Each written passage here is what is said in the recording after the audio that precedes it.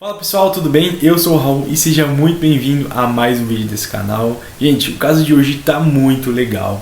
Pode ser que você já conheça ou pode ser que não, mas eu convido você a assistir esse caso de hoje que aconteceu lá na Austrália e é um caso recente de 2016. Se você ainda não é inscrito, já aproveita aí para se inscrever, fica com a gente, deixa um like nesse vídeo e compartilhe com outras pessoas. Então, sem mais demoras, vamos pro vídeo de hoje. 29 de agosto de 2016, uma família tradicional de agricultores lá na Austrália abandonou a sua família do nada. Isso foi repentino. A família era conhecida por ser tradicional, um modelo para os vizinhos, eles tinham um bom desempenho com o seu ramo na agricultura e de repente eles simplesmente sumiram. Dias depois, com a presença da imprensa, de pessoas do estado e da polícia, os membros da família começaram a aparecer gradualmente como se nada tivesse acontecido. Ninguém estava entendendo nada que estava acontecendo naquele local. Mark Tromp, de 51 anos, e sua esposa Jacoba, de 53, estabeleceram com sucesso uma plantação de cassis, que é uma groselheira, junto com um negócio de terras na sua propriedade em Silva, nos arredores da capital de Melbourne. Mas naquela última segunda-feira de agosto, toda essa situação mudou. E a verdade é que até hoje não se tem explicação nenhuma para tudo isso que aconteceu. Vocês vão ficar muito abismados com essa história. Mark e Jacoba, eles tinham todos os seus filhos adultos e eu vou apresentar eles para vocês. Aqui vocês estão vendo a Rihanna, de 29 anos, o Mitchell, de 25 e a Ellie, de 22. Eles fugiram de uma forma inexplicável. Com a polícia já no local para tentar entender o que aconteceu, alguns vizinhos começaram a dar relatos de que eles estavam suspeitando de um comportamento muito estranho da família. Então imediatamente a polícia obteve um mandato para que eles pudessem entrar na casa e ver se alguma coisa aconteceu com eles. Então quando eles entraram na casa, eles viram que os passaportes da família estavam todos separados no local, junto também encontraram os celulares da família e os cartões de crédito. Inclusive eles encontraram as chaves da própria casa e também a comida dos animais. A primeira coisa que passou pela cabeça da polícia é que alguma coisa tinha acontecido e eles tiveram que deixar imediatamente tudo para trás. Mas uma coisa era bem clara para a polícia, eles encontraram alguns rastros do carro da Ellie que não estava no local e devido a isso eles conseguiram identificar que o carro era dela e eles não deixaram à vista qualquer meio de comunicação para que alguém tentasse contato com eles.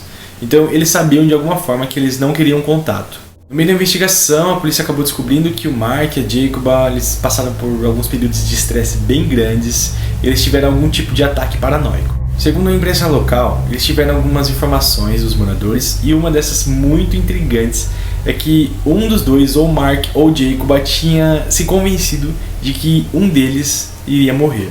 De que alguém estava atrás deles e queria matá-los de alguma forma e não se sabia o porquê. Além disso, não se sabe qual dos dois tinha esse tipo de pensamento, mas eles também estavam com medo de que essa pessoa pudesse tirar todo o dinheiro deles. Após começarem a busca pela família, a polícia descobriu uma pista muito importante. Eles identificaram que um dos Tromp tinha levado um celular. E a pessoa que levou o celular era o Mitchell. Ele estava cada vez mais desconfiado da família. Então quando os pais chamaram todos eles para sair, ele acabou levando o celular escondido, a fim de que ele pudesse assegurar que todos sairiam bem e se acontecesse alguma coisa, ele tivesse algum meio de comunicação. Mas no meio da viagem, a uns 30 km depois, eles obrigaram o Mitchell a deixar o celular em algum lugar para que eles fossem despistados. Pelo que pareceu, os pais do Mitchell acharam que o celular estava sendo usado para rastreá-los. A família dirigiu um dia inteiro até chegar na cidade de Bathurst, em Nova Gales do Sul, a 800 km de Sydney. E aí no dia seguinte, na terça-feira, o Mitchell decidiu deixar a família sem dar nenhuma explicação. Algumas horas depois, os 4 restantes foram para o leste. Eles foram para um lugar muito turístico na região, que era visitado por muitos turistas, que eram as grutas de Genoa. Quando eles chegaram lá, a Rihanna e a Ellie também decidiram se separar dos seus pais. Então com essa decisão, elas acabaram roubando o veículo e elas dirigiam até a cidade de Gelber e lá elas informaram que os seus pais tinham desaparecido. Olha só a atitude dessas garotas, que doideira. Como essa história é estranha, isso começou a ganhar muita popularidade, começou a chamar a atenção da mídia e de um público que não estava entendendo absolutamente nada do que estava acontecendo com os Trump, inclusive os seus próprios vizinhos com quem eles tinham um bom relacionamento. As perguntas mais feitas eram como que uma família inteira pudesse ter surtado e desaparecido do nada, sem deixar qualquer tipo de pista, e de repente eles fossem aparecendo gradativamente como se nada tivesse acontecido. Lá em Gelber, a Rihanna e a Ellie decidiram se separar quando chegaram em um posto de gasolina. Ao que parece, com o passar dos dias, a Ellie acabou ficando preocupada e ela queria voltar para casa para poder alimentar os animais. A Ellie foi a primeira Trump a ser encontrada porque ela quem voltou para a fazenda na terça-feira à noite para tentar alimentar os animais. Mas ela acabou encontrando com a polícia e com a imprensa, então a noite dela foi muito agitada.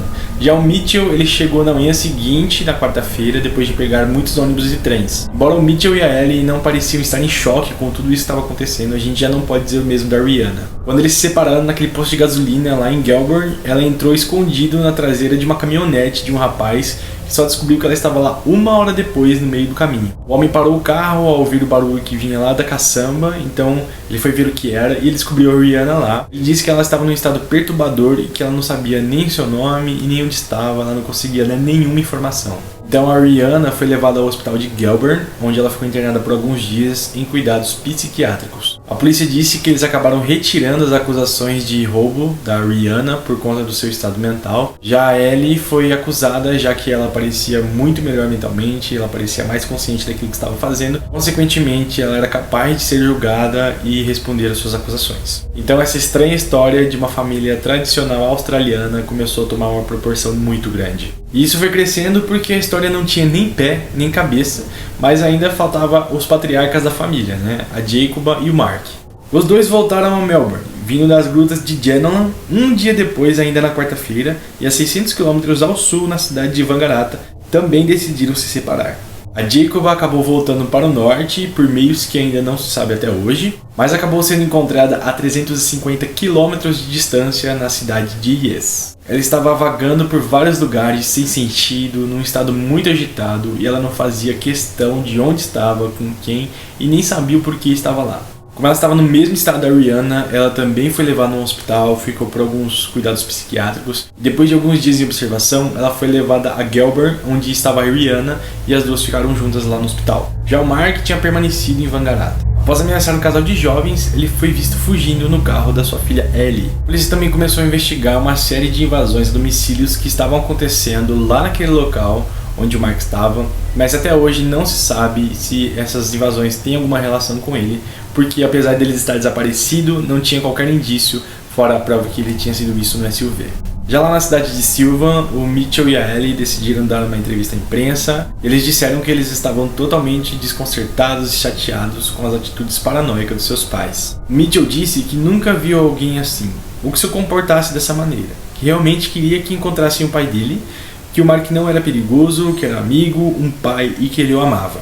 A última peça do quebra-cabeças apareceu no sábado pela noite, 6 dias após o começo de tudo, quando Mark foi encontrado ao lado de uma estrada muito próxima ao aeroporto de Wangaratta. A polícia o interrogou e inclusive ele foi avaliado por um psiquiatra, mas não encontraram nada de diferente. Mais tarde, o Mark publicou uma declaração onde ele pedia desculpas por todos os transtornos e por todas as preocupações que eles causaram e que ele estava arrependido. Inclusive, ele tentou restituir financeiramente aquilo que a comunidade tinha feito por eles, a fim de achar a sua família. Então, nessa busca, até a própria comunidade entrou com recursos financeiros para ajudar a encontrar a família, e ele acabou tentando restituir todo o valor. O oficial da cidade de Sylvan disse que aquilo foi a coisa mais estranha que ele já viu acontecer. O sargento Nate também estranhou a atitude da família. Ele era conhecido, eles tinham uma certa proximidade, e nunca reparou qualquer transtorno ou dificuldade na saúde mental da família. No meio da investigação, foi identificado que a família não fazia e não tinha registrado em seu corpo qualquer tipo de droga, como já tinha sido levantado nas redes sociais pela comunidade. Eles também não faziam parte de nenhuma comunidade religiosa ou seita e também não deviam dinheiro a ninguém. Quando tudo começou a acontecer, o Mitchell realmente disse que nunca viu algo assim, mas era difícil explicar. Quando tudo estava acontecendo tão rápido, eles temiam pelas suas vidas. Ele disse que provavelmente foi o somatório de vários acontecimentos que são normais, mas que começaram a acontecer com uma certa pressão, e essa pressão acabou sendo aprofundada, o que gerou esse transtorno. Logicamente, quando tudo acabou, começou o desfile de conspiradores. Havia várias teorias que as redes sociais alimentavam, mas eu vou trazer aqui 3 para que a gente tenha uma noção do que eles estavam comentando na época. A primeira teoria é que a família tinha sido envenenada com algum tipo de toxina que eles colocavam nas plantações da fazenda e acabaram tendo delírios psicológicos. A segunda teoria mais comentada era de que a família teria se envolvido com uma máfia.